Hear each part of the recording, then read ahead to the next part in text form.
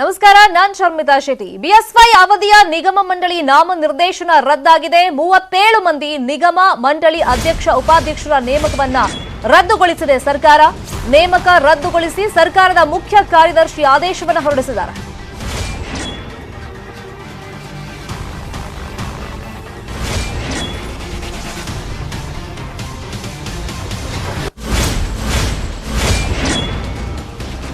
ಇದರಲ್ಲಿ ನಟಿ ಶ್ರುತಿ, ಸುನಿಲ್ ಪುರಾಣಿಕ್ ಹಾಗೇನೆ ನಿವೃತ್ತ ಸಿಎಸ್ ರತ್ನಪ್ರಭಾ ಇದ್ರು. ಇನ್ನು ಬಿವೈ ವಿಜಯೇಂದ್ರ ಅವರ ಆಪ್ತ ತಮೇಶ್ ಗೌಡ ನೇಮಕ ಕೂಡ ರದ್ದಾಗಿದೆ. ಇಲ್ಲಿ 2 ವರ್ಷ ಅಧಿಕಾರಾವಧಿ ಪೂರ್ಣಗೊಂಡಂತ ಹಿನ್ನೆಲೆಯಲ್ಲಿ ಸರ್ಕಾರದ ಮುಖ್ಯ ಕಾರ್ಯದರ್ಶಿ ರದ್ದುಗೊಳಿಸಿ ಆದೇಶವನ್ನು ಹೊರಡಿಸಿದ್ದಾರೆ. ಇನ್ನು ಇತ್ತೀಚಿನ ಡೆವಲಪ್ಮೆಂಟ್ ಅನ್ನ ನಾವು ಇಲ್ಲಿ ರಿಕಾಲ್ ಮಾಡ್ಕೊಳ್ಳೋದಾದ್ರೆ, ಸಿಎಂ ಬಗ್ಗೆ ಆರ್ಎಸ್ಎಸ್ ಒಂದು ಅಸಮಾಧಾನವನ್ನ ವ್ಯಕ್ತಪಡಿಸಿತ್ತು. ಸಾಕಷ್ಟು ಜನ ಇದ್ರ ಬಗ್ಗೆನೂ ದೂರನ್ನ ಕೊಟ್ಟಿದ್ರು ಆರ್ಎಸ್ಎಸ್ಗೆ. ಯಾಕಂದ್ರೆ ಇಲ್ಲಿ ನಿಗಮ ಮಂಡಳಿ ಅಧ್ಯಕ್ಷರು ಮತ್ತೆ ಉಪಾಧ್ಯಕ್ಷರ ನೇಮಕ ವಿಷಯದಲ್ಲೂ ಸಿಎಂ ತುಂಬಾ ನಿರ್ಲಕ್ಷ್ಯ ಮಾಡ್ತಾ ಇದ್ದಾರೆ, ವಿಳಂಬ ಮಾಡ್ತಾ ಇದ್ದಾರೆ. ಎಲೆಕ್ಷನ್ ಹತ್ರ ಬರ್ತಾ ಇದೆ, ಆದ್ರೆ ಇವ್ರು ಯಾಕೋ ಅದಕ್ಕೆ ನೇಮಕ ಮಾಡ್ತಾ ಇಲ್ಲ, ಹಾಗಾಗಿ ಅವ್ರಿಗೆ ಸ್ವಲ್ಪ ಬುದ್ಧಿ ಹೇಳಿ ಅಂತ ತುಂಬಾ ಜನ ಕಂಪ್ಲೇಂಟ್ ಮಾಡಿದ್ರು.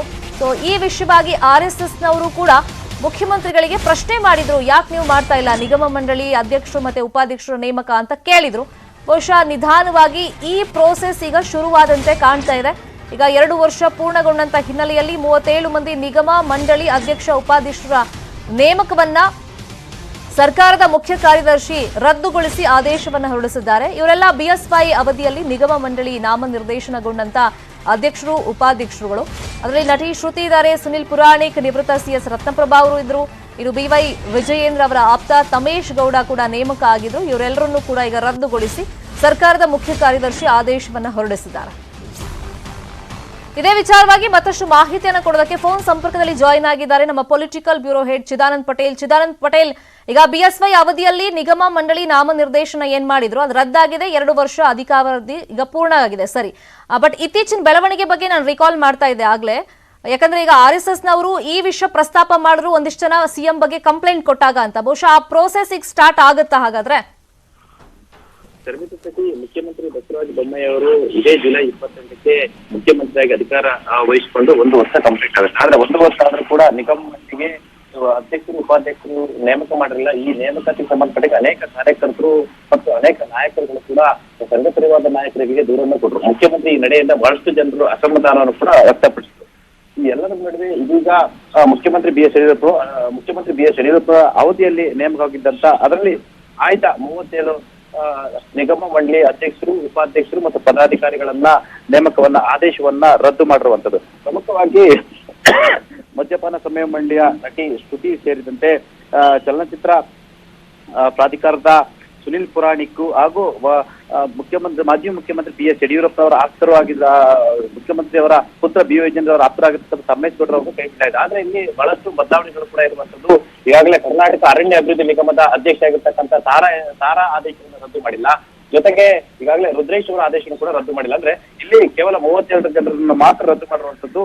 ಅದರಲ್ಲೂ ಬಹಳಷ್ಟು ಜನರನ್ನ ಇನ್ನು ಉಳಿಸ್ಕೊಂಡಿರುವಂತದ್ದು. ಇದು ಮಾಜಿ ಮುಖ್ಯಮಂತ್ರಿ ಬಿ ಎಸ್ ಯಡಿಯೂರಪ್ಪನವರ ಅಸಮಾಧಾನಕ್ಕೆ ಕಾರಣ ಆಗ್ಬಾರ್ದೆಂಬ ಕಾರಣಕ್ಕಾಗಿ ತುಂಬಾ ಅತ್ಯಾಪ್ತರನ್ನ ಕೆಲವರನ್ನ ಉಳಿಸ್ಕೊಂಡಿದೆ ಅಂತ ಹೇಳಲಾಗ್ತದೆ. ಒಟ್ಟಿನಲ್ಲಿ ಇನ್ನೇನು ನಿಗಮ ಮಂಡಳಿ ನೇಮಕಕ್ಕೆ ಸಂಬಂಧಪಟ್ಟ ಹಾಗೆ ಸಂಘ ಪರಿವಾರ ಕೂಡ ಮುಖ್ಯಮಂತ್ರಿ ನಡೆ ಬಗ್ಗೆ ಅಸಮಾಧಾನವನ್ನು ವ್ಯಕ್ತಪಡಿಸಿತು. ಇನ್ನೇನು ಈಗಾಗಲೇ 38 ಜನರ ನೇಮಕಾತಿ ಆದೇಶವನ್ನು ರದ್ದುಪಡಿಸಿದ್ರಿಂದ ಇವತ್ತು ಮತ್ತು ನಾಳೆ ಒಳಗಡೆ ನೂತನ ನಿಗಮ ಮಂಡಳಿ ಅಧ್ಯಕ್ಷರು ಮತ್ತು ಉಪಾಧ್ಯಕ್ಷರ ನೇಮಕ ಹೊಸ ಆದೇಶವನ್ನ ಸರ್ಕಾರ ಹೊರಡಿಸುವ ಸಾಧ್ಯತೆ ಇದೆ ಅಂತ ಹೇಳಲಾಗ್ತಿದೆ. ಶರ್ಮಿತಾ ಶೆಟ್ಟಿ. ಥ್ಯಾಂಕ್ ಯು ಚಿದಾನಂದ್ ಪಟೇಲ್ ತಮ್ಮೆಲ್ಲ ಇನ್ಫಾರ್ಮೇಶನ್ಗೆ.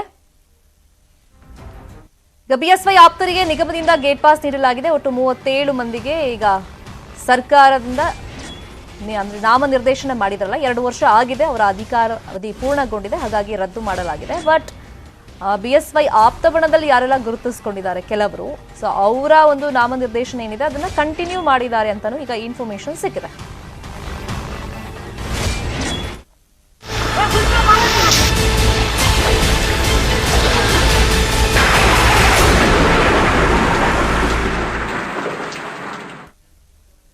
ಮಳೆ ಹಾನಿ ಪ್ರದೇಶಗಳಲ್ಲಿ ಸಿಎಂ ಬಸವರಾಜ ಬೊಮ್ಮಾಯಿ ರೌಂಡ್ಸ್ ಆಗ್ತಾ ಇದ್ದಾರೆ. ಕೊಡಗಿನ ಕರ್ತೋಜಿಯಲ್ಲಿ ಹೆದ್ದಾರಿ ಉಬ್ಬುತ್ತಾ ಇದ್ದ ಸ್ಥಳವನ್ನ ವೀಕ್ಷಣೆ ಮಾಡಿದ್ದಾರೆ. ಹೆದ್ದಾರಿ ಹಾನಿಯಾಗ್ತಿರೋ ಬಗ್ಗೆ ಅಲ್ಲಿ ಅಧಿಕಾರಿಗಳೆಲ್ಲ ಬಂದಿರಲ್ಲ, ಅವರಿಂದ ಮಾಹಿತಿಯನ್ನ ಪಡ್ಕೊಂಡಿದ್ದಾರೆ ಸಿಎಂ.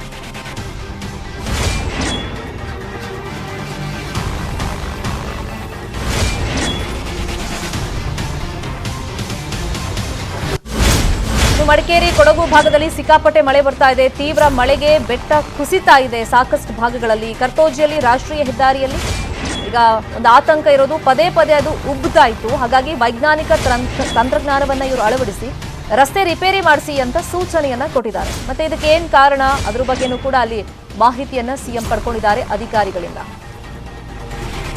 ಇನ್ನು ಹೆದ್ದಾರಿಗೆ ಹಾನಿ ಆಗ್ತಾ ಇದೆ, ಆ ಬಗ್ಗೆ ಮಾಹಿತಿ ಪಡ್ಕೊಂಡು, ಅದರಲ್ಲೂ ಈ ಕರ್ತೋಜಿ ಭಾಗದಲ್ಲಿ ಏನಾಗಿದೆ ಅಂದ್ರೆ ರಾಷ್ಟ್ರೀಯ ಹೆದ್ದಾರಿ ಪದೇ ಪದೇ ಉಬ್ತಾ ಇತ್ತು.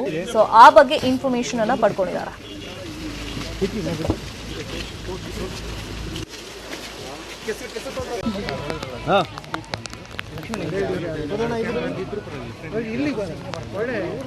ಸರ್ ಇದೇನು ಈಗ ಸ್ಲೈಡ್ ಕಳೆದ ವರ್ಷ ಆಗಿದೆ ಮತ್ತು ಈ ವರ್ಷವೂ ಕೂಡ ಇದರ ಬಗ್ಗೆ ಸ್ಟಡಿ ಒಂದು ಸೆಸ್ಮಿಕ್ ಝೋನ್ ಸ್ಟಡಿ ಮಾಡೋದಕ್ಕೆ ಅಮೃತ ಇನ್ನೊಂದು ಲ್ಯಾಂಡ್ ಸ್ಲೈಡ್ ಬಗ್ಗೆ 4-5 ಇನ್ಸ್ಟಿಟ್ಯೂಷನ್ನು ಬೆಂಗಳೂರು ಯೂನಿವರ್ಸಿಟಿ ಮತ್ತು ಯೂನಿವರ್ಸಿಟಿ ಅವರು ಕೂಡ ಜಿಯಾಲಜಿಕಲ್ ಸ್ಟಡಿ ಮಾಡ್ತಾ ಇದ್ದಾರೆ. ನಮಗೆ ಮೇಲ್ನೋಟಕ್ಕೆ ಕಂಡು ಬಂದಿರುವಂಥದ್ದು ಭಾಳ ದೊಡ್ಡ ಪ್ರಮಾಣದ ನೀರು ಬಂದಾಗ ಅದು ಕೇವಲ ಸರ್ಫೇಸ್ ಮೇಲೆಲ್ಲ ಭೂಮಿ ಒಳಗಡೆನೂ ಕೂಡ ದೊಡ್ಡ ಪ್ರಮಾಣದ ನೀರು ಹರಿತಾ ಇರೋದ್ರಿಂದ ಸಾಯಿಲ್ಗೆ ಪ್ರೆಷರ್ ಬಂದು ಲೂಸ್ ಆಗ್ತಾ ಇದೆ. ಅದಕ್ಕೆ ನಾನು PW ಇಂಜಿನಿಯರ್ಸ್ ಕೇಳಿದ್ದೇನೆ, ಇದರ ಸಂಪೂರ್ಣವಾದಂಥ ಸಂಪೂರ್ಣವಾಗಿ ಸ್ಟಡಿ ಮಾಡಿ ಅದಕ್ಕೆ ಏನು ಪರಿಹಾರ ವಿಶೇಷವಾಗಿ ಏನು ಡ್ರೈನೇಜ್ ಇದೆ ಅದು ಸರ್ಫೇಸ್ ಮೇಲೆ ಇರೋಂಥ ಡ್ರೈನೇಜು ಮತ್ತು ಸರ್ಫೇಸ್ ಕೆಳಗಡೆ ಸಬ್ ಸರ್ಫೇಸ್ ಡ್ರೈನೇಜ್ಗೆ ಟ್ರೀಟ್ಮೆಂಟ್ ಮಾಡೋದಕ್ಕೆ ನಾನು ಆದೇಶ ಕೊಟ್ಟಿದ್ದೀನಿ. ಅವರು ಅದನ್ನು ಪ್ರಯೋಗವನ್ನು ಮಾಡಿ ಒಂದು ಕಡೆ ನೋಡಿ ಅದರ ಮಣ್ಣು ಎಷ್ಟು ನಾವು ತಡೆ ಹಿಡಕ್ಕೆ ಸಾಧ್ಯ ಇದೆ. ಇದೇ ವಿಚಾರವಾಗಿ ಮತ್ತಷ್ಟು ಮಾಹಿತಿಯನ್ನು ಕೊಡೋದಕ್ಕೆ ಫೋನ್ ಸಂಪರ್ಕದಲ್ಲಿ ಜಾಯಿನ್ ಆಗಿದ್ದಾರೆ ನಮ್ಮ ರಿಪೋರ್ಟರ್ ರವಿ. ಕರ್ತೋಜಿ ಭಾಗದಲ್ಲಿ ರಾಷ್ಟ್ರೀಯ ಹೆದ್ದಾರಿ ಪದೇ ಪದೇ ಉಬ್ತಾ ಇತ್ತಲ್ಲ, ಇದಕ್ಕೆ ರೀಸನ್ ಏನು ಅಂತ ಏನಾದ್ರು ಅಲ್ಲಿ ಬಂದಂತ ತಜ್ಞರು ಹೇಳಿದಾರ? ಮತ್ತೆ ಸಿಎಂ ಸ್ಥಳ ಪರಿಶೀಲನೆ ಮಾಡಿದಾಗ ಏನೆಲ್ಲ ಮಾಡಬೇಕು ಅಂತ ಅಧಿಕಾರಿಗಳಿಗೆ ಅಲ್ಲೇ ಸೂಚನೆ ಕೊಟ್ಟರು? ಶರ್ಮಿತಾ, ಏನಂತಂದ್ರೆ ಈಗ ಕರ್ತೋಜಿಯಲ್ಲಿ ಉಬ್ಬುವಂತಹ ರಾಷ್ಟ್ರೀಯ ಹೆದ್ದಾರಿ ಏನಿದೆ ಅದಕ್ಕೆ ಬಹಳ ಮುಖ್ಯವಾಗಿ ಉಬ್ಬಲಿಕ್ಕೆ ಕಾರಣ ಆಗಿರುವಂತದ್ದು ಏನು ಪಕ್ಕದಲ್ಲೇ ಇರುವಂತಹ ಬೆಟ್ಟ ಕುಸಿತ ಇದೆ, ಅದರ ಜೊತೆಗೇನೆ ಅದು ಏನ್ ಅಂತರ್ಜಲ ಇದೆ, ಅಂತರ್ಜಲದ ಜೊತೆಗೇನೆ ಬೆಟ್ಟ ಕುಸಿತ ಈಗ ಬರ್ತಿರೋದ್ರಿಂದ ಅದರ ಓಸಿಗೆ ಈಗ ಅದು ಕುಸಿತಾ ಇದೆ ಅಂತಂದ್ರೆ ಬಹಳ ಪ್ರಾಥಮಿಕವಾಗಿ ಇರುವಂತದ್ದು. ಅದಕ್ಕೆ ಮುಖ್ಯವಾಗಿ ವೈಜ್ಞಾನಿಕವಾದಂತಹ ಅಂಶಗಳನ್ನ ಮಾಡಬೇಕು. ಆ ಮೂಲಕ ಶಾಶ್ವತವಾಗಿ ಇಲ್ಲಿ ಯಾವುದೇ ರೀತಿ ತೊಂದರೆಗಳಾಗದ ರೀತಿಯಲ್ಲಿ ಕಾಮಗಾರಿಯನ್ನ ಮಾಡಬೇಕು ಅನ್ನೋ ಸೂಚನೆಯನ್ನ ಕೊಟ್ಟಿರುವಂತದ್ದು ಸದ್ಯಕ್ಕೆ. ಆದ್ರೆ ನೀರಿಗೆ ಬೆಟ್ಟವನ್ನು ಕುಸಿತ ಅಂತ ಫೈನ್ ರವಿ, ಸ್ಪಷ್ಟವಾಗಿ ನಿಮ್ ವಾಯ್ಸ್ ರೀಚ್ ಆಗ್ತಾ ಇಲ್ಲ. ಥ್ಯಾಂಕ್ ಯು ತಮ್ಮೆಲ್ಲ ಇನ್ಫಾರ್ಮೇಶನ್ಗೆ. ತುಂಗಭದ್ರಾ ಜಲಾಶಯದಲ್ಲಿ ಪ್ರವಾಸಿಗರು ಹುಚ್ಚಾಟವನ್ನ ಮೆರಿತಾ ಇದ್ದಾರೆ. ಅಪಾಯವನ್ನು ಲೆಕ್ಕಿಸದೆ ನೀರಿಗಿಳಿದು ಪ್ರವಾಸಿಗರು ಮೋಜು ಮಸ್ತಿಯನ್ನ ಮಾಡ್ತಾ ಇದ್ದಾರೆ. ಕೊಪ್ಪಳದ ಮುನಿರಾಬಾದ್ ಬಳಿಯಲ್ಲಿ ಜಲಾಶಯ ಇದೆಯಲ್ಲ, ಅಲ್ಲಿ ಈ ತರ ಅಪಾಯ ಲೆಕ್ಕಿಸದೆ ಪ್ರವಾಸಿಗರು ನೀರಿಗಿಳಿದು ಮೋಜು ಮಸ್ತಿ ಮಾಡ್ತಿರೋದು. ಅಫ್ಕೋರ್ಸ್ ತುಂಬಾ ಜನಕ್ಕೆ ಮಳೆಗಾಲದಲ್ಲಿ ಕೆಲವೊಂದು ಜಲಾಶಯಕ್ಕೆ ಹೋಗ್ಬೇಕು, ಅಲ್ಲಿನ ಸೌಂದರ್ಯ ಸವಿಬೇಕು ಅಂತೆಲ್ಲ ಆಸೆ ಇರುತ್ತೆ, ಫೋಟೋಸ್ ತೆಗೆಸ್ಕೊಳ್ಬೇಕು ಒಂದು ಮೆಮೊರಿಗೋಸ್ಕರ, ಅದೆಲ್ಲ ಆಸೆ ಇರುತ್ತೆ, ಇಲ್ಲ ಅಂತಲ್ಲ. ಬಟ್ ಅಂತ ಪ್ಲೇಸಸ್ಗೆ ಮಳೆಗಾಲದಲ್ಲಿ ಹೋದಾಗ ತುಂಬಾ ಹುಷಾರಾಗಿರ್ಬೇಕು, ನೀರಿನ ಜೊತೆ ಆಡಕ್ ಹೋಗಬಾರ್ದು. ಈಗ ಫೋಟೋಗೆ ಪೋಸ್ ಕೊಡ್ತಾ ಇದ್ದಾರೆ ಪ್ರವಾಸಿಗರು, ಆದ್ರೆ ಅಪಾಯವನ್ನು ಲೆಕ್ಕಿಸದೆ ನಿರ್ಲಕ್ಷ್ಯ ಮಾಡ್ತಾ ಇದ್ದಾರೆ. ಇದು ಡೇಂಜರ್. ಸ್ವಲ್ಪ ಯಾಮಾರಿದ್ರು ಕೂಡ ಅಲ್ಲಿ ಅಪಾಯ ಕಟ್ಟಿಟ್ಟ ಬುತ್ತಿ.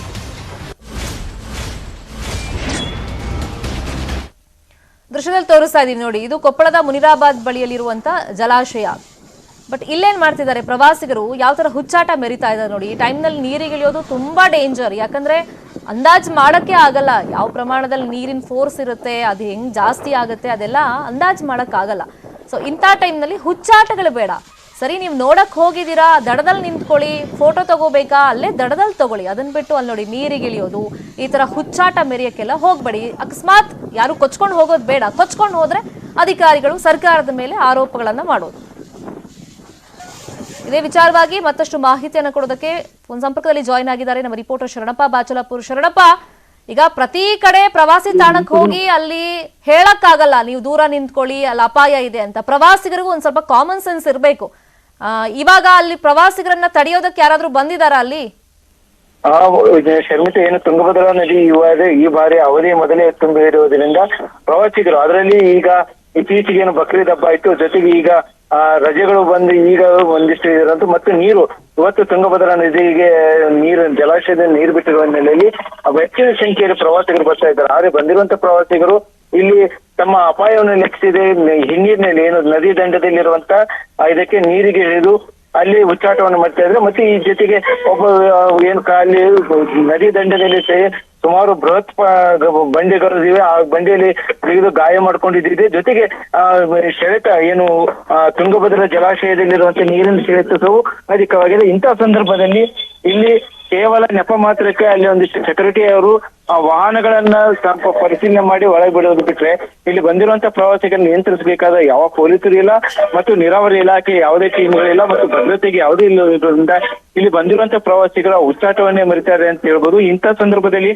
ಪೊಲೀಸರು ಒಂದಿಷ್ಟು ಕ್ರಮ ಕೈಗೊಂಡು ಇಲ್ಲಿ ಆಗ್ತಾ ಇರುವಂತಹ ಅಪಾಯವನ್ನ ಇದು ಮತ್ತು ಇಲ್ಲಿ ಬಹಳಷ್ಟು ಮಕ್ಕಳನ್ನ ಸಹ ಕರ್ಕೊಂಡ್ ಬಂದಿರುವಂತಹ ಪ್ರವಾಸಿಗರು ಅಲ್ಲಿ ಮಕ್ಕಳನ್ನ ನೀರಿನಲ್ಲಿ ಸೆಲ್ಫಿ ತೆಗೆದುಕೊಳ್ಳುವಂತಹ ಸಂದರ್ಭದಲ್ಲಿ ಹೆಚ್ಚಿನ ಅಪಾಯ ಆಗುವ ಎಲ್ಲಾ ಸಾಧ್ಯತೆಗಳಿದೆ. ಈ ಕುರಿತು ಏನು ಪೊಲೀಸ್ ಇಲಾಖೆ ಆಯುವುದಕ್ಕೂ ಮತ್ತು ನೀರಾವರಿ ಇಲಾಖೆಯರು ಹೆಚ್ಚಿನ ಕ್ರಮ ವಹಿಸಬೇಕೆನ್ನುವುದು ಇಲ್ಲಿ ಜನರ ಅಭಿಪ್ರಾಯ. ಬೋರ್ಡ್ ಹಾಕಿದಾರ ಶರಣಪ್ಪ, ಡೇಂಜರ್, ನೀವ್ ಅಲ್ಲಿ ಮುಂದಕ್ಕೆ ಹೋಗಬೇಡಿ ಅಥವಾ ನೀರಿಗೆ ಇಳಿಬೇಡಿ ಅಂತ ಬೋರ್ಡ್ ಏನಾದ್ರೂ ಇದೆಯಾ?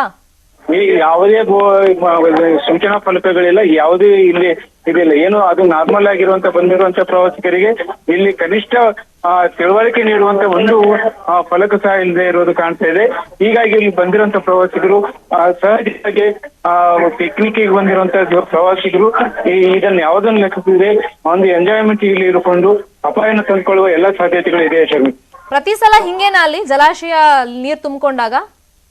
ಸಹಜವಾಗಿ ಪ್ರತಿ ಸಲನೂ ಜಲಾಶಯ ತುಂಬಿಕೊಂಡಾಗ ಈ ರೀತಿ ಇರುತ್ತದೆ. ಆದ್ರೆ ಅವಾಗ ನಿಯಂತ್ರಿಸಬೇಕಾದವರು ಯಾರು ಕಾಳಜಿ ವಹಿಸದೇ ಇರೋದು ಇಲ್ಲಿ ಈಗ ಒಂದು ಸ್ವಲ್ಪ ದಿವಸದಲ್ಲಿ ಏನು ಬಹುತೇಕ ಒಂದೊಂದು ದಿನ ಸಾವಿರಾರು ಗಂಟೆ ಜನ ಪ್ರವಾಸಿಗರು ಇಲ್ಲಿ ಬರ್ತಾ ಇದ್ದಾರೆ. ಥ್ಯಾಂಕ್ ಯು ಶರಣಪ್ಪ ಬಾಚಲಪುರ ತಮ್ಮ ಇನ್ಫಾರ್ಮೇಶನ್ಗೆ. ಮಲ್ನಾಡ್ ಭಾಗದಲ್ಲಿ ಮಳೆಯ ಅಬ್ಬರ ಮುಂದುವರೆದಿದೆ. ಹಾಗಾಗಿ ಮಳೆ ನಿಲ್ಲಿಸುವಂತೆ ದೇವರ ಮೊರೆ ಹೋಗಿದ್ದಾರೆ ಜನಪ್ರತಿನಿಧಿಗಳು. ಶೃಂಗೇರಿ ಶಾರದಾ ಮಾತೆ ಹಾಗೆಯೇ ಜಗದ್ಗುರುಗಳಿಗೆ ಮೊರೆ ಇಟ್ಟಿದ್ದಾರೆ.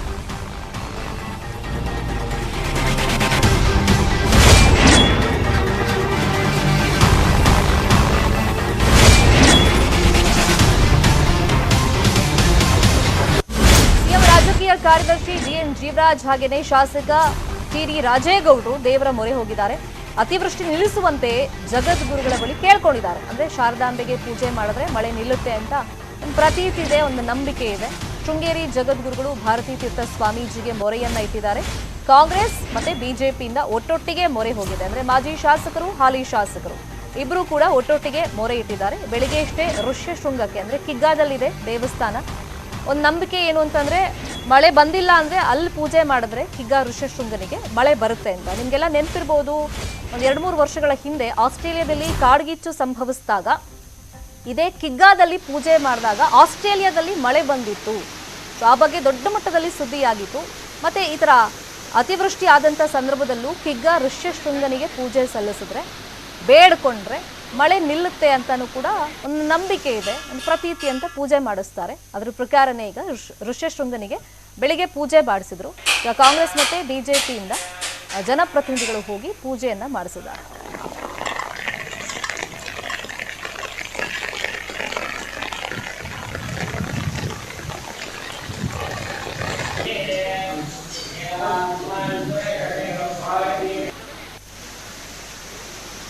ಇದೇ ವಿಚಾರವಾಗಿ ಮತ್ತಷ್ಟು ಇನ್ಫಾರ್ಮೇಶನ್ ಕೊಡೋದಕ್ಕೆ ಫೋನ್ ಸಂಪರ್ಕದಲ್ಲಿ ಜಾಯಿನ್ ಆಗಿದ್ದಾರೆ ನಮ್ಮ ರಿಪೋರ್ಟರ್ ವೀರೇಶ್. ಈಗ ಅತಿವೃಷ್ಟಿ ನಿಲ್ಲಿಸಬೇಕು ಅಂತ ಹೇಳಿ ಋಷ್ಯಶೃಂಗನ ಮೊರೆ ಶಾರದಾಂಬೆ ಮೊರೆ ಹೋಗಿದ್ದಾರೆ.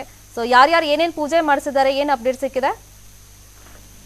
ಶರ್ಮಿತಾ, ಏನು ನಿರಂತರವಾಗಿ ಕಳೆದ 1 ವಾರದಿಂದ ಸುರಿತಿರುವಂತ ಮಳೆಯಿಂದ ಮಲೆನಾಡಿಗರು ಒಂದ್ ರೀತಿಯಲ್ಲಿ ಹೈರಾಣ ಆಗಿರುವಂತದ್ದು. ಹಾಗಾಗಿ ಅತಿವೃಷ್ಟಿಯನ್ನ ತಗ್ಗಿಸೋಕೋಸ್ಕರನೇ ಋಷಶೃಂಗೇಶ್ವರನ ಮೊರೆ ಹೋಗಿರುವಂತದ್ದು. ಈಗ ಸಾಕಷ್ಟು ಜನರು ಅಲ್ಲಿ ಋಷಶೃಂಗೇಶ್ವರನಿಗೆ ವಿಶೇಷ ಪೂಜೆ ಮತ್ತೆ ಪ್ರಾರ್ಥನೆ ಕೂಡ ಸಲ್ಲಿಸಿದಾರಂತದ್ದು. ಅಂದ್ರೆ ಈ ದೇವರಿಗೆ ಮಳೆ ಬರೋಕೆ ಬೇಡ್ಕೊಂಡ್ರೆ ಮಳೆ ಬರುವಂತದ್ದು, ಜೊತೆಗೆ ಮಳೆ ನಿಲ್ಸೋಕ್ಕೋಸ್ಕರ ಬೇಡ್ಕೊಂಡ್ರೆ ಮಳೆ ನಿಲ್ಸುವಂತ ದೇವರೆಂದೇ ಪ್ರಖ್ಯಾತಿ ಆಗಿರುವಂತ ಋಷಶೃಂಗೇಶ್ವರನಿಗೆ ಈಗ ವಿಶೇಷ ಪೂಜೆ ಸಲ್ಲಿಸಿರುವಂತದ್ದು. ಜೊತೆಗೆ ಶಾರದಾಂಬೆಯ ಮೊರೆ ಕೂಡ ರಾಜಕಾರಣಿಗಳು ಹೋಗಿರುವಂತದ್ದು. ಅಂದ್ರೆ ಕಾಂಗ್ರೆಸ್ ಮತ್ತು ಬಿಜೆಪಿಯ ನಾಯಕರುಗಳು ಈಗ ಶೃಂಗೇರಿಯ ಜಗದ್ಗುರುಗಳ ಮೊರೆ ಕೂಡ ಹೋಗಿರುವಂತದ್ದು. ಅವ್ರಿಗೂ ಕೂಡ ವಿಶೇಷ ಪೂಜೆ ಸಲ್ಲಿಸುವಂತೆ ಮನವಿ ಕೂಡ ಮಾಡಿರುವಂತದ್ದು. ಈಗ ಜೀವರಾಜು ಮತ್ತೆ ಟಿಡಿ ಏನು ಶೃಂಗೇರಿ ಶಾಸಕರಾದಂತ ಟಿಡಿ ರಾಜೇಗೌಡರು ಕೂಡ ಶೃಂಗೇರಿಯ ಜಗದ್ಗುರುಗಳ ಭಾರತೀ ತೀರ್ಥ ಸ್ವಾಮೀಜಿಯವರ ಮೊರೆ ಕೂಡ ಹೋಗಿರುವಂತದ್ದು. ಅಂದ್ರೆ ಈಗ ಚಿಕ್ಕಮಗಳೂರು ಜಿಲ್ಲೆಯಲ್ಲಿ ನಿರಂತರವಾಗಿ ಕಳೆದ 7-8 ದಿನಗಳಿಂದ ಮಳೆ ಸುರಿತಿರುವಂತದ್ದು. ಇದರಿಂದ ಸಾಕಷ್ಟು ಅನಾಹುತಗಳು ಕೂಡ ಸಂಭವಿಸಿರುವಂತದ್ದು. ಹಾಗಾಗಿ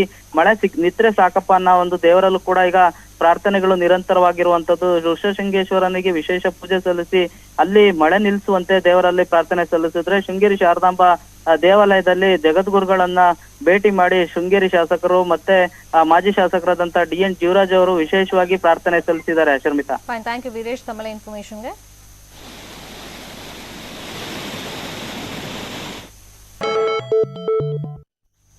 ವೆಲ್ಕಮ್ ಬ್ಯಾಕ್. ದಕ್ಷಿಣ ಕನ್ನಡ ಜಿಲ್ಲೆಯಲ್ಲಿ ಮಳೆ ಇಳಿಕೆ ಆಗಿದೆ. ಕಡಲ ತೀರದಲ್ಲಿ ಅಲೆಗಳ ಅಬ್ಬರ ಹೆಚ್ಚಾಗಿದೆ. ಪಣಂಬೂರು ಕಡಲ ತೀರದಲ್ಲಿ ಕಡಲ್ ಕೊರೆತ ಸಂಭವಿಸಿದೆ. ಮೀನಕಳಿಯಲ್ಲಿ ಕೊಚ್ಕೊಂಡು ಹೋಗಿದೆ ಕಾಂಕ್ರೀಟ್ ರಸ್ತೆ ಸಂಪರ್ಕವನ್ನ ಕಳೆದುಕೊಂಡಿದೆ 500ಕ್ಕೂ ಹೆಚ್ಚು ಕುಟುಂಬ. ಪಣಂಬೂರಲ್ಲಿ ಮತ್ತಷ್ಟು ಕಡಲ್ ಕೊರೆತ ಹೆಚ್ಚಾಗ್ತಿರೋದ್ರಿಂದ ಅಲ್ಲಿ ಸ್ಥಳೀಯ ನಿವಾಸಿಗಳಲ್ಲಿ ಆತಂಕ ಜಾಸ್ತಿ ಆಗ್ತಾ ಇದೆ.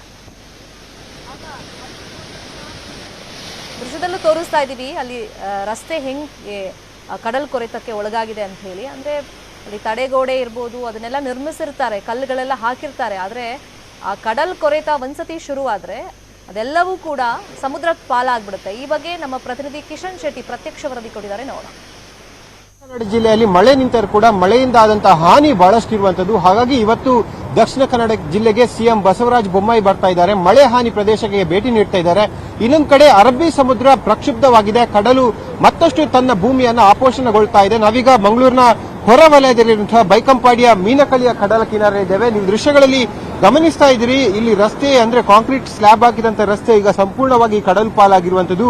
ಈ ಭಾಗದಲ್ಲಿ ಸುಮಾರು 500ಕ್ಕಿಂತ ಹೆಚ್ಚು ಮನೆಗಳಿವೆ. ಈಗ ಬಹಳಷ್ಟು ಆತಂಕದಿಂದ ದಿನ ದೂಡುವಂತಹ ಪರಿಸ್ಥಿತಿ ಸದ್ಯಕ್ಕೆ ನಿರ್ಮಾಣ ಆಗಿರುವಂತದ್ದು. ಯಾಕಂದ್ರೆ ಇಡೀ ಕಾಂಕ್ರೀಟ್ ರಸ್ತೆಯೇ ಸಮುದ್ರ ಪಾಲಾಗುವಂತಹ ಆತಂಕ ಕೂಡ ಇದೆ. ಒಂದ್ ಕಡೆ ಉಳ್ಳಾಲದ ಬಟ್ಟಪ್ಪಾಡಿ ಕಡಲ ಕಿನಾರೆಯಲ್ಲಿ ಸಾಕಷ್ಟು ಹಾನಿ ಆಗಿದ್ರೆ, ಇನ್ನು ಈ ಭಾಗದ ಸುರತ್ಕಲ್, ಹೊಸಬೆಟ್ಟು, ಈ ಭಾಗದ ಮೀನಕಳಿಯ ಭಾಗದ ಕಡಲ ಕಿನಾರೆ ಕೂಡ ಕಡಲಬ್ಬರದಿಂದ ತುಂಬಿರುವಂತದ್ದು. ಆ ಕಡಲು ದಿನೇ ದಿನೇ ತನ್ನ ಭೂಮಿಯನ್ನ ಹೆಚ್ಚಾಗಿ ಆಪೋಷಣಗೊಳ್ತಾ ಇದೆ. ರಸ್ತೆಗಳು ಸಮುದ್ರದ ಪಾಲಾಗ್ತಾ ಇದೆ. ಸುಮಾರು 500ಕ್ಕಿಂತ ಹೆಚ್ಚು ಮನೆಗಳು ಕಡಲು ಪಾಲಾಗುವಂತಹ ಆತಂಕ ಕೂಡ ಇದೆ. ಹಾಗಾಗಿ ಇಲ್ಲಿನ ಜನರು, ಸ್ಥಳೀಯರು ಸರ್ಕಾರಕ್ಕೆ ಮನವಿ ಮಾಡಿದ್ದಾರೆ, ಆದಷ್ಟು ಬೇಗ ಇಲ್ಲಿ ಶಾಶ್ವತವಾದ ತಡೆಗೋಡೆ ಕಾಮಗಾರಿಯನ್ನ ಮಾಡಬೇಕು ಎಂಬ ಮನವಿಯನ್ನ ಕೂಡ ಇಲ್ಲಿನ ಜನರು ಸರ್ಕಾರಕ್ಕೆ ಮಾಡಿಕೊಂಡಿರುವಂತದ್ದು. ಹಾಗಾಗಿ ಜನ ಸಾಕಷ್ಟು ಆತಂಕಗೊಂಡಿದ್ದಾರೆ. ಜನರು ಕೂಡ ಇವತ್ತು ಸಿಎಂ ಬಸವರಾಜ ಬೊಮ್ಮಾಯಿ ಅವರು ಈ ಭಾಗಕ್ಕೆ ಬರ್ತಾ ಇರುವ ಹಿನ್ನೆಲೆಯಲ್ಲಿ ಸಾಕಷ್ಟು ನಿರೀಕ್ಷೆಯನ್ನು ಕೂಡ ಹೊಂದಿದ್ದಾರೆ ಮತ್ತು ಈ ಭಾಗಕ್ಕೆ ಶಾಶ್ವತವಾಗಿ ತಡೆಗೋಡೆಯನ್ನು ನಿರ್ಮಾಣ ಮಾಡುವಂತ ಕೆಲಸವನ್ನು ಆಗಬೇಕು ಅನ್ನೋದನ್ನ ಕೂಡ ಅವರು ಹೇಳ್ತಾ ಇರುವಂತದ್ದು. ಸದ್ಯ ಸ್ಥಳೀಯರೇ ನಮ್ಮ ಜೊತೆ ಇದ್ದಾರೆ, ಅವರ ಜೊತೆ ನಾನು ಮಾತಾಡ್ತೀನಿ. ಸರಿ, ಯಾವಾಗ ಇದಾಗಿರೋದು, ಏನೆಲ್ಲ ತೊಂದರೆ ಆಗಿದೆ ಅಂತ? ಇದು ಮೊದಲಲ್ಲ, ಸಾಧಾರಣ ಒಂದು 5 ವರ್ಷದಿಂದ ಇಂಥ ಘಟನೆ ಆಗ್ತಾ ಉಂಟು. ಎಲ್ಲ ನಮ್ದು ಮೊಯ್ದೀನ್ ಬಾವ ಇದ್ರು, ಅವರಿಗೆ ಮನವಿ ಮಾಡಿದ್ವಿ. ಅದರ ನಂತರ ಭರಶೆಟ್ಟಿ, ನಳಿನ್ ಕುಮಾರ್ ಕಟೀಲ್ ಎಲ್ಲ ಅಧಿಕಾರಿ ಅವರಿಗೆ ಎಲ್ಲ ಮನವಿ ಮಾಡಿ ಕೊಟ್ಟಿದ್ವಿ ನಾವು. ಅವ್ರು ಬಂದು ನೋಡ್ತಾರೆ. ನಮಗೆ ಇಷ್ಟರ ತನಕ ಏನು ಅದರ ಪರಿಹಾರ ನಮಗೆ ಇದು ಮಾಡಲಿಲ್ಲ, ಸರಿಯಾಗಿ ವ್ಯವಸ್ಥೆ ಮಾಡಲಿಲ್ಲ. ನಮಗೆ ಸಾಧಾರಣ ಇಲ್ಲಿ ಸಾಧಾರಣ ಮೊಗವಿಡ್ಸ್ ಒಂದು 100 ಕುಟುಂಬ ಜಾಸ್ತಿ ಉಂಟು ಫಿಶಿಂಗ್ ಮಾಡುವವರು.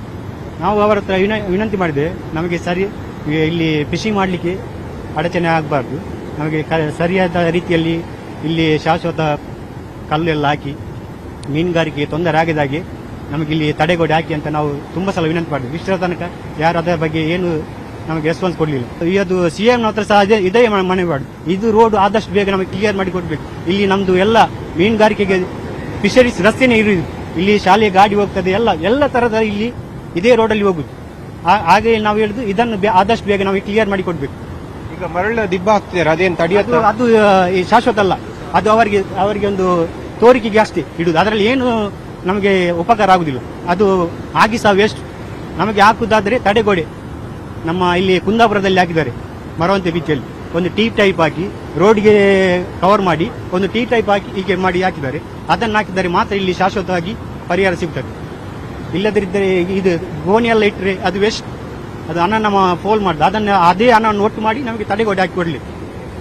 ಇದು ಸ್ಥಳೀಯರ ಅಭಿಪ್ರಾಯ. ಒಟ್ಟಿನಲ್ಲಿ ಇವತ್ತು ರಾಜ್ಯದ ಜೊರೆ ಮಂಗಳೂರಿಗೆ ಬರ್ತಿದ್ದಾರೆ. ಹಾಗಾಗಿ ಇವತ್ತು ಶಾಶ್ವತವಾಗಿ ಕಡಲ್ ಕೊರೆತದಿಂದ ನಿವಾರಣೆಯಾಗುವಂತಹ ಕಾಮಗಾರಿಯನ್ನ ಈ ಭಾಗದಲ್ಲಿ ಅನುಸರಿಸಲಿ, ಮೀನುಗಾರಿಕರಿಗೆ ಮತ್ತು ಮೀನುಗಾರಿಕಾ ವೃತ್ತಿಗೆ ಯಾವುದೇ ರೀತಿಯಾಗಿ ತೊಂದರೆ ಆಗದಂತೆ ತಡೆಗೋಡೆಯನ್ನ ನಿರ್ಮಾಣ ಮಾಡಲಿ ಅನ್ನೋದು ಇಲ್ಲಿನ ಸ್ಥಳೀಯರ ಅಭಿಪ್ರಾಯ.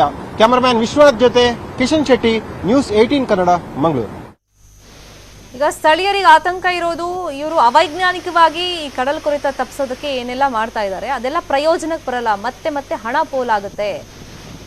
ಇವರು ವೈಜ್ಞಾನಿಕವಾಗಿ ಕಡಲ್ ಕೊರೆತ ತಪ್ಪಿಸೋದಕ್ಕೆ ತಡೆಗೋಡೆ ಮಾಡ್ಕೊಳ್ಳಿ, ಅವಾಗ ಈ ತರ ಸಮಸ್ಯೆ ಆಗಲ್ಲ. ಈಗ ನೋಡಿ, ಸಾಕಷ್ಟು ಕುಟುಂಬಗಳಿಗೆ ಸಂಪರ್ಕನೇ ಇಲ್ಲ. ಯಾಕಂದ್ರೆ ಮೀನುಗಾರಿಕೆಗೆ ಅವ್ರು ಇದೇ ರೋಡ್ ಮೇಲೆ ಡಿಪೆಂಡ್ ಆಗಿದ್ರು, ಜೊತೆಗೆ ಮಕ್ಕಳು ಸ್ಕೂಲ್ಗೆ ಹೋಗೋದಕ್ಕೂ ಇದೇ ರೋಡ್ ಮೇಲೆ ಡಿಪೆಂಡ್ ಆಗಿದ್ರು. ಈಗ ರೋಡೇ ಇಲ್ಲ, ಕೊಚ್ಕೊಂಡು ಹೋಗಿದೆ, ಸಮುದ್ರದ ಪಾಲಾಗಿದೆ.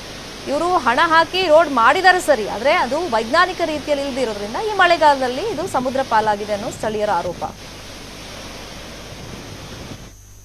ರಾಯಚೂರಿನ ಬಹುತೇಕ ಗ್ರಾಮಗಳಲ್ಲಿ ನೆರೆ ಭೀತಿ ಇದೆ. ಗರ್ಭಿಣಿಯನ್ನ ಹೆಲಿಕಾಪ್ಟರ್ನಲ್ಲಿ ಸಾಗಿಸಿದ್ದ ಊರಲ್ಲಿ ಈಗಲೂ ಕೂಡ ಅದೇ ಸ್ಥಿತಿ ಇದೆ. ರಾಯಚೂರಿನ ನಡುಗಡ್ಡೆ ಪ್ರದೇಶ ಜನರಿಗೆ ಶಾಶ್ವತವಾದಂತ ಪರಿಹಾರ ಇಲ್ಲ. ತಿಂಗಳಲ್ಲಿ ಪರಿಹಾರ ಅಂತ ಸರ್ಕಾರ ಹೇಳಿತ್ತು, ಆದರೆ ವರ್ಷ ಕಳೆದ್ರೂ ಕೂಡ ಅದ್ರ ಬಗ್ಗೆ ಸುದ್ದಿನೇ ಇಲ್ಲ, ಮಾತು ಯಾರು ಆಡಲ್ಲ. ನದಿಯೊಳಗಿನ ಈಗ ಅಪಾಯಕರ ಜಾರು ಕಲ್ಲುಗಳ ಮೇಲೆ ಪ್ರಯಾಣ ಮಾಡಬೇಕವರು. ಲಿಂಗಸಗೂರಿನ ಹಲವು ಗ್ರಾಮಗಳ ಜನರಿಗೆ ಆತಂಕ ಇದೆ. ರಾಯಚೂರು ಜಿಲ್ಲೆಯ ಲಿಂಗಸಗೂರು ತಾಲೂಕಿನ ಕರಕಲಗಡ್ಡೆ, ಹಾಗೇನೆ ಓಂಕಾರಮ್ಮನಗಡ್ಡೆ, ಇನ್ನು ಮಾದಾರಗಡ್ಡೆಯ ಜನರ ಪರಿಸ್ಥಿತಿ ಇದು. ಇನ್ನು ಈ ಕುರಿತಂತೆ ನಮ್ಮ ರಾಯಚೂರು ಪ್ರತಿನಿಧಿ ವಿಶ್ವನಾಥ್ ಹೂಗಾರ್ ನಡುಗಡ್ಡೆಗೆ ಹೋಗಿ ಅಲ್ಲಿನ ಜನರನ್ನ ಮಾತನಾಡಿಸಿದ್ದಾರೆ, ನೋಡೋಣ. ಸ್ವಾತಂತ್ರ್ಯ ಬಂದು 7 ದಶಕಗಳು ಕಳೆದರೂ ಕೂಡ ರಾಯಚೂರು ಜಿಲ್ಲೆಯ ಲಿಂಗಸಗೂರು ತಾಲೂಕಿನ ನಡುಗಡ್ಡೆಯ ಗ್ರಾಮಸ್ಥರ ಪರಿಸ್ಥಿತಿ ತೀರಾ ಶೋಚನೀಯವಾಗಿದೆ. ನಾವಿವತ್ತು ರಾಯಚೂರು ಜಿಲ್ಲೆಯ ಲಿಂಗಸಗೂರು ತಾಲೂಕಿನ ಕರಕಲಗಡ್ಡಿ ಎನ್ನುವಂತಹ ಒಂದು ನಡುಗಡ್ಡೆಯಲ್ಲಿದ್ದೀವಿ. ನಿಮಗೆ ಕಾಣಿಸ್ತಾ ಇರಬಹುದು ಈ ಕುಟುಂಬದ ಪರಿಸ್ಥಿತಿ ನೋಡಿದರೆ ನಿಜಕ್ಕೂ ಎಂಥವರಿಗೂ ಕೂಡ ಶೋಚನೀಯ ಅನಿಸುತ್ತೆ.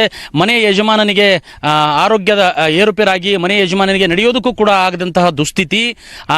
ಇದ್ದೊಬ್ಬ ಮಗನನ್ನ ಶಾಲೆ ಕಲಿಸೋದಕ್ಕೂ ಕೂಡ ಆಗೋದಿಲ್ಲ. ಯಾಕಂತ ಕೇಳಿದ್ರೆ ಪ್ರವಾಹ ಬಂದಂತ ಸಂದರ್ಭದಲ್ಲಿ ನದಿಯಲ್ಲಿ ಊರುಗೋಲು ಹಾಕೊಂಡು ಹೋಗೋಕ್ಕೂ ಕೂಡ ಆಗೋದಿಲ್ಲ. ಈಗಿರ್ತಕ್ಕಂಥ ಸಂದರ್ಭದಲ್ಲಿ ಕಾಲೇಜಿಂದಲಾದರೂ ಹೋಗೋದಕ್ಕೆ ಬಸ್ಸಿನ ಸೌಕರ್ಯ ಇಲ್ಲ, ಜೊತೆಗೆ ನಡೆದಾಡೋದಕ್ಕೂ ಕೂಡ ಆಗದೇ ಇರತಕ್ಕಂತಹ ದೊಡ್ಡ ಪ್ರಮಾಣದ ಒಂದು ನದಿ, ಕೃಷ್ಣಾ ನದಿ ಏನಿದೆ, ಆ ಕೃಷ್ಣಾ ನದಿಯಲ್ಲಿ ಇರತಕ್ಕಂಥ ಕಲ್ಲುಗಳು ನಿಮ್ಗೆ ಕಾಣಿಸಬಹುದು. ಯಾರೊಬ್ಬರು ಕೂಡ ಸುಲಲಿತವಾಗಿ ಓಡಾಡೋದಕ್ಕೆ ಆಗದಂತಹ ಪರಿಸ್ಥಿತಿಯಲ್ಲಿರ್ತಕ್ಕಂತಹ ಈ ಒಂದು ನದಿ ಪಾತ್ರದಲ್ಲಿ ಇವರು ನಡುಗಡ್ಡೆಯಲ್ಲಿ ವಾಸ ಮಾಡ್ತಾ ಇದ್ದಾರೆ. ಹಿಂದೊಮ್ಮೆ ಪ್ರವಾಹ ಬಂದಂತ ಸಂದರ್ಭದಲ್ಲಿ ಇದೇ ಗ್ರಾಮಸ್ಥರು 16 ಜನ ಈ ನಡುಗಡ್ಡೆಯಲ್ಲಿ ಸಿಕ್ಕಾಕೊಂಡಿರ್ತಾರೆ.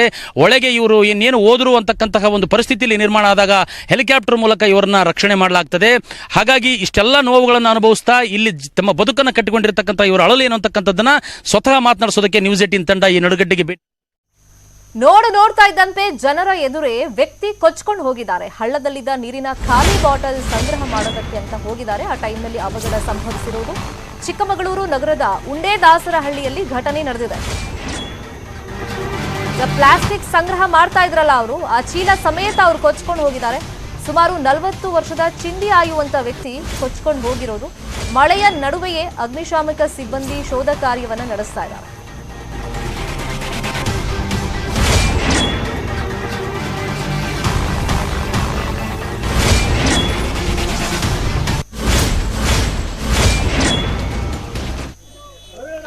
ಚಿಕ್ಕಮಗಳೂರಲ್ಲಿ ಆಗಿರೋದು ಘಟನೆ ಇದು. ಚಿಕ್ಕಮಗಳೂರು ನಗರದ ಉಂಡೇದಾಸರಹಳ್ಳಿಯಲ್ಲಿ ಇಲ್ಲಿ ನೋಡ್ತಾ ಇದ್ದಂತೆ ಜನರ ಎದುರುಗಡೆನೆ ವ್ಯಕ್ತಿ ಕೊಚ್ಕೊಂಡು ಹೋಗಿದ್ದಾರೆ.